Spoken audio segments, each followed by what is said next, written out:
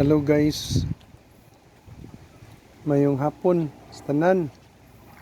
Niyaron atong kuan pakita ang sula sa klase sa tanom nga mabuhi lang siya diha sa tubig niya.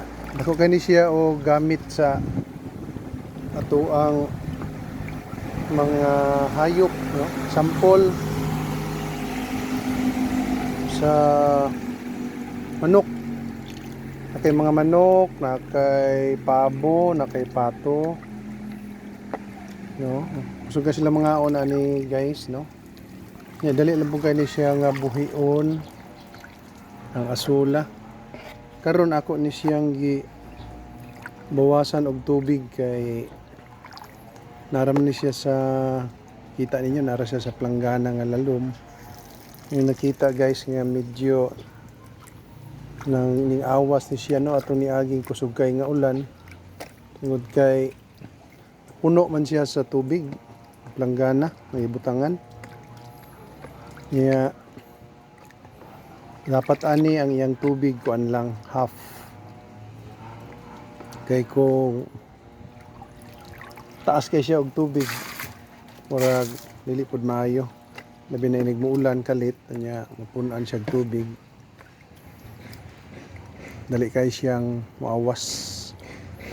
Ang pinakanindot niini ang aron mo dagko ni siya, actually gagmay pa kay ni siya nga kuan iyang dahon, murag mo dahon na siya, buhi lang ni tubig. Ang kailangan lang ani kanang uga nga tae sa baka atong ihimong pataba niya, dali kani siya mutubo, no?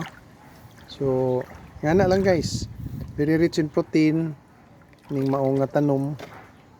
Aqua plants ni siya actually, kay mabuhi man siya sa tubig. Ngana lang siya yuta gamay, uga nga prepared siyang tae sa baka, uga or ini tae sa karabaw o basta uga. Ibutang nato siya diri, mudagko na iyang mga dahon. Then kuhaon lang nato siya, naon i-harvest nato puhon dagko para ani. Picture lang nato kaon sa manok. Okay na siya, no? Okay na siya. Kaunon ra siya dito sa mga hayop nato. See you guys for the next video.